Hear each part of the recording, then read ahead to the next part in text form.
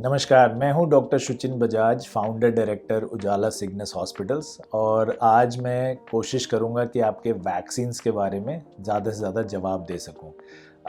2020 तक कोरोना का साल और आपके तब कोरोना के बारे में बहुत सारे सवाल थे। हमने बहुत कोशिश की आपसे बातें करके कोरोना के बारे में आपकी इन्फॉर्मेशन बढ़ाने के लिए और इसी तरह 2021 है कोरोना वैक्सीन का साल और उससे भी ज़्यादा क्वेश्चंस हैं लोगों के मन में कि ये वैक्सीन क्या है, कैसे आई, इतनी जल्दी कैसे आ गई, सेफ़ है कि नहीं, हमें लगवानी भी चाहिए कि नहीं।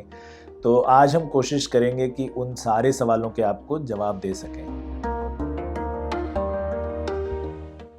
वैक्सीन्स कुछ प्रकार की होती हैं। सबसे कॉमन और सबसे पुरानी है इनएक्टिवेटेड वैक्सीन्स, जिसमें कि जो भी वायरस या बैक्टीरिया हमें इन्फेक्शन देता है उसको हम पहले से ही मार देते हैं। मरने से वो अंदर हमारे बीमारी पैदा नहीं कर सकता, पर इम्यूनिटी ज़रूर पैदा कर सकता है, क्योंकि बॉडी उसको पहचान लेती है कि ये वायरस हमारे अंदर आ रहा है और हमें इसको ख़त्म करना है। तो जब बॉडी उसको पहचान के इम्यूनिटी बना लेती है तो बाद में अगर असली वाला जगा हुआ वायरस भी आता है तो बॉडी उसको जल्दी ख़त्म कर सकती है। दूसरा होता है इनएक्टिवेटेड के साथ साथ लाइव एटीन्यूएटेड वायरस वैक्सीन, जिसमें वायरस को या बैक्टीरिया को मारा नहीं जाता बट वीक कर दिया जाता है। जैसे BCG हम लगाते हैं, जो सबसे कॉमन एग्जांपल है। तीसरे और चौथे अब जो नए वैक्सीन आ रहे हैं जो बहुत फेमस हैं इस समय, वो हैं RNA और DNA वैक्सीन्स, जिसकी हम सब बात कर रहे हैं। फाइज़र की वैक्सीन आ रही है, नोवावैक्स की वायरस वैक्सीन आ रही है, मॉडर्ना की वैक्सीन आ रही है। इसमें एक्चुअली में वायरस या बैक्टीरिया नहीं इंजेक्ट हो रहा है, बट एक छोटा सा सिग्नल जिसको हम mRNA या DNA बोलते हैं वो बॉडी में इंजेक्ट हो रहा है और वो हमारी बॉडी को ही बता रहा है कि कैसे उस वायरस का एक अंश बनाना है जिसके खिलाफ हमारी बॉडी इम्यूनिटी प्रोजेक्ट कर सके। और जो एक तरह की वैक्सीन है जो कि इंडिया में लग रही है वो है वेक्टर वैक्सीन। इसमें वायरस के एक अंश को एक दूसरे वायरस के अंदर डाल दिया जाता है जो कि ह्यूमन बॉडी को इन्फेक्ट नहीं कर सकता। जिसका एग्जाम्पल कोविशील्ड हमें जो लगाई जा रही है इंडिया में, तो इसमें एक चिंपैंजी का एडिनो वायरस लिया गया है, उसके अंदर कोरोना वायरस को डाला गया है। तो चिंपैंजी का वायरस हमें इन्फेक्ट नहीं कर सकता ह्यूमंस को, इसीलिए हमारे अंदर वो बीमारी नहीं पैदा करता है।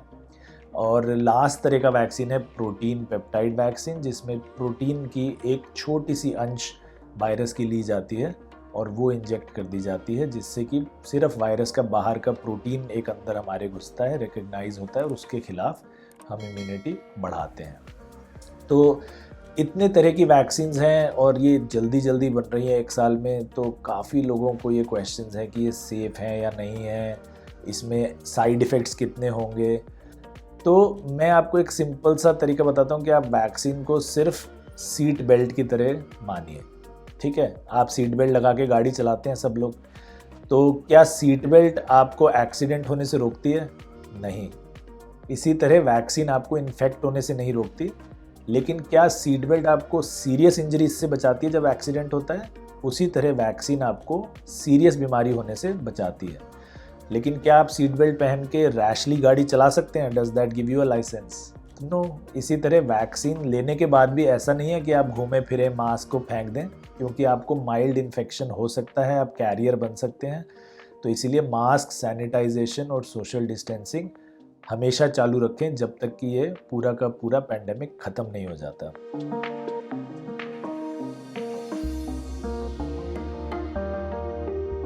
देखिए, वैक्सीन लेना बाकी सब कामों की तरह आपका एक वॉलंटरी काम है, आपकी मर्ज़ी पर है। ऑफ कोर्स गवर्नमेंट की कोई भी पेनल्टीज़ नहीं है अगर आप वैक्सीन नहीं लेते हैं तो। पर आपको ये हमेशा ध्यान रखना चाहिए कि आपको शायद कुछ ना हो, क्योंकि आप सोच रहे हैं आप यंग हैं, मुझे तो वैक्सीन की ज़रूरत नहीं है, मुझे तो शायद पहले ही हो गया होगा। ऐसे बहुत सारे थॉट्स आपके माइंड में होंगे। लेकिन ये ध्यान रखिए कि अगर आप वैक्सीन नहीं लेते हैं तो आप घर जाके अपने बुज़ुर्गों को, अपने पेरेंट्स को, अपने जो रिलेटिव्स हैं उनको इन्फेक्शन दे सकते हैं डेफिनेटली। तो आप उस बीमारी को फैलाने में एक इम्पॉर्टेंट स्रोत होंगे अगर आप लोग वैक्सीन नहीं लेते हैं।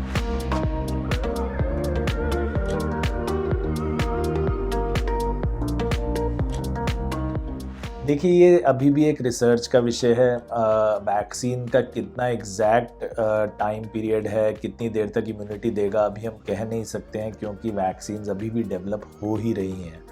हमारी उम्मीद ये है कि जितनी जल्दी हम पूरी दुनिया में ये वैक्सीन लगा सकें तो वायरस को फिर कोई होस्ट मिलेगा ही नहीं जहां वो रह सके और मल्टीप्लाई हो सके और दूसरे ह्यूमन में जा सके। तो एक बार जब उसके सारे होस्ट ख़त्म हो जाएंगे तो वायरस ऑटोमेटिकली ही मर जाएगा और उसका पेंडेमिक ख़त्म हो जाएगा। तो इसीलिए सारी सरकारें आप देखें पूरी दुनिया में जल्दी से जल्दी वैक्सीन्स लगाने की कोशिश कर रही हैं। भारत में 50 लाख लोगों से ज़्यादा को वैक्सीन लग चुकी है। तो उम्मीद हमारी यही है कि वैक्सीनेशन से पेंडेमिक पूरी तरह ख़त्म हो जाएगा, तो हमें बार बार नहीं लगानी पड़ेगी। पर ये हम अभी भी कॉन्फिडेंस से नहीं कह सकते हैं। हो सकता है कि एक और शॉट आपको बाद में बताया जाए कि ज़रूरी है।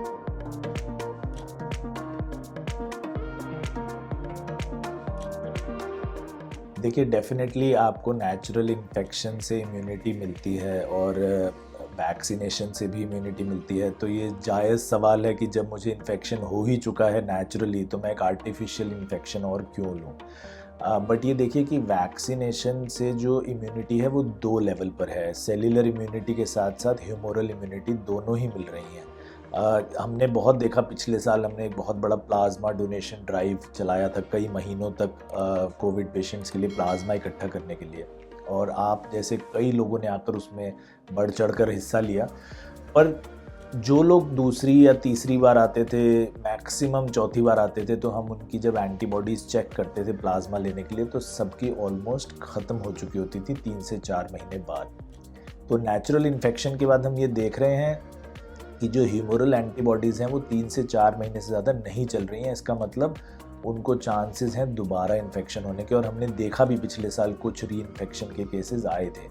वैक्सीन का ये बहुत बड़ा फ़ायदा है कि वो साथ में एक सेल्युलर इम्यूनिटी भी दे रही है, जो कि हम उम्मीद कर रहे हैं कई सालों तक चलेगी।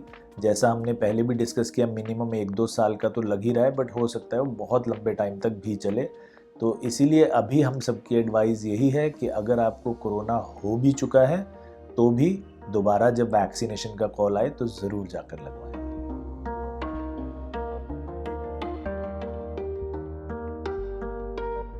एब्सोल्युटली, अगर आपको वैक्सीन के लिए कॉल है और आपको अभी तक कोरोना नहीं हुआ तो आपको एक्चुअली में ज़्यादा ज़रूरत है वैक्सीन की, क्योंकि आपको आगे एक इन्फेक्शन हो सकता है अगर आप वैक्सीन ना लगवाएं। तो ज़रूर लगवाइए। It is very safe, very advisable कि अगर आपको आज तक इन्फेक्शन नहीं हुआ है तो आपको वैक्सीन अवश्य लेनी चाहिए।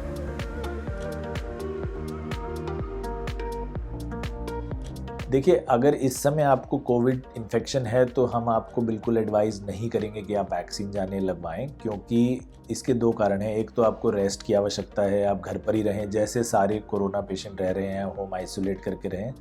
दूसरा मेन कारण ये है कि अगर आप कोरोना इन्फेक्शन के दौरान वैक्सीनेशन सेंटर में जाएंगे तो आप और लोगों को भी वहाँ इन्फेक्ट कर सकते हैं। तो कोरोना से ठीक होने के मिनिमम 14 दिन तक आप आइसोलेशन में रहें और उसके बाद ही जाके वैक्सीन लगवाएं।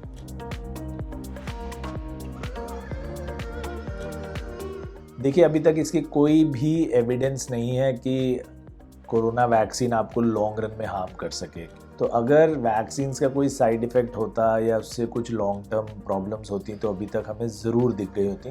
तो अभी तक ऐसा कोई भी डेटा नहीं है। बहुत ही सेफ़ वैक्सीन्स हैं, पुराने मॉड्यूल्स पे बनी हुई हैं, और सारे वैक्सीन्स फ़ेज़ 1 ट्रायल्स क्रॉस कर चुके हैं, जो कि सेफ्टी के लिए होता है। तो अभी तक कोई भी ऐसी एविडेंस नहीं है कि ये लॉन्ग टर्म या शॉर्ट टर्म में हार्मफुल हैं। तो आप बिल्कुल आराम से बेझिझक होके आराम से जाके वैक्सीन लगवा सकते हैं। जी, देखिए, बहुत ही कम लोग हैं जो वैक्सीन नहीं लगवा सकते हैं, और वो लिस्ट हमारे उंगलियों पर ही गिन सकते हैं हम। तो हम आज आपको बताते हैं कि अगर आप ये हैं तो आपको वैक्सीन नहीं लगवानी चाहिए। सबसे पहले तो अगर आप युवक युवती हैं या बच्चे हैं जो 18 साल से नीचे हैं, तो अभी हमारे पास आपके लिए सेफ्टी डेटा पूरा नहीं है, क्योंकि ये वैक्सीन्स इमरजेंसी यूज़ ऑथराइजेशन में हैं। बहुत ही लिमिटेड डेटा के साथ बनाई गई हैं जल्दी में, क्योंकि पैंडेमिक से लड़ने के लिए। तो 18 साल से कम लोगों के लिए अभी रुकना है थोड़े दिन, जब तक हमारे पास और डेटा नहीं आता। अगर आप प्रेग्नेंट हैं यानी गर्भवती महिलाएं, तो भी अभी आपके लिए पूरा डेटा नहीं है, तो आप अभी ना लगवाएं। अगर आप लैक्टेटिंग मदर हैं यानी अपने बच्चे को दूध पिला रही हैं, तो भी अभी आप वैक्सीन ना लगवाएं। अगर इस समय आपको कोरोना हुआ है, जैसे हमने पहले भी डिस्कस किया कि अभी आप कोरोना से ग्रस्त हैं, तो कम से कम 14 दिन इंतज़ार करें, इस समय तुरंत वैक्सीन ना लगवाएं। कोवैक्सीन के लिए एक स्पेशल है कि अगर आप ब्लड थिनर्स ले रहे हैं, यानी कि खून पतला करने की दवाइयाँ जो हार्ट अटैक वगैरह के बाद हम लोगों को देते हैं, जैसे एस्पिरिन या वॉरफरिन, तो अभी वैक्सीन आप ना लगवाएं। अगर आपको कोई बहुत सीवियर एलर्जीज़ की हिस्ट्री है कि कभी ऐसी एलर्जी हुई थी आपको किसी चीज़ से जिसके लिए हॉस्पिटल जाना पड़ा या जान के लाले पड़ गए, बहुत तकलीफ़ हो गई, बहुत तबीयत ख़राब हो गई, तो भी बहुत ध्यान से रहें और अपने डॉक्टर की एडवाइस के बिना ये वैक्सीन ना लगवाएं। तो सिर्फ ये कुछ लोग हैं जिनके लिए वैक्सीन अभी नहीं है, बाकी सब लोग बेझिझक होकर वैक्सीन लगवा सकते हैं। Covaxin is absolutely safe. मैंने भी कोवैक्सीन ही लगवाई है और देखिए मैं आपके सामने बैठा हूँ, बिल्कुल आराम से आपसे बातें कर रहा हूँ। कोवैक्सीन बहुत ही सेफ़ वैक्सीन है। ये सबसे ज़्यादा ट्राइड एंड टेस्टेड मॉडल पर बनी हुई है। कोवैक्सीन एक इनएक्टिवेटेड वैक्सीन का टाइप है, जिसमें जो वायरस आपको एक नॉर्मली इन्फेक्शन देता है, उस वायरस को लेकर मार दिया जाता है। तो वो वायरस जब मर जाता है तो आपके अंदर ऑब्वियसली बीमारी नहीं पैदा कर सकता, वो मल्टीप्लाई नहीं कर सकता आपके अंदर। अब वो वायरस तो मर चुका है तो आपके अंदर सिर्फ वो इम्यूनिटी डेवलप कर सकता है। तो ऐसी बहुत सारी वैक्सीन हैं, inactivated polio vaccine, rabies vaccine, जो हम कई सालों से लोगों को लगा रहे हैं और अभी तक किसी को कोई प्रॉब्लम नहीं हुई है, और ये एग्जैक्टली सेम मॉडल पर बनी हुई वैक्सीन है। तो मेरे ख्याल से ये amongst the safest vaccine in the world है। बहुत बहुत धन्यवाद। हम उम्मीद करते हैं कि आपके काफ़ी सारे सवालों के जवाब हमने दे दिए होंगे। अगर आपको कोई भी और सवाल हैं तो कमेंट सेक्शन में ज़रूर लिखें। वैक्सीन्स के बारे में और हेल्थ इश्यूज़ के बारे में जानने के लिए स्टे कनेक्टेड विद अस।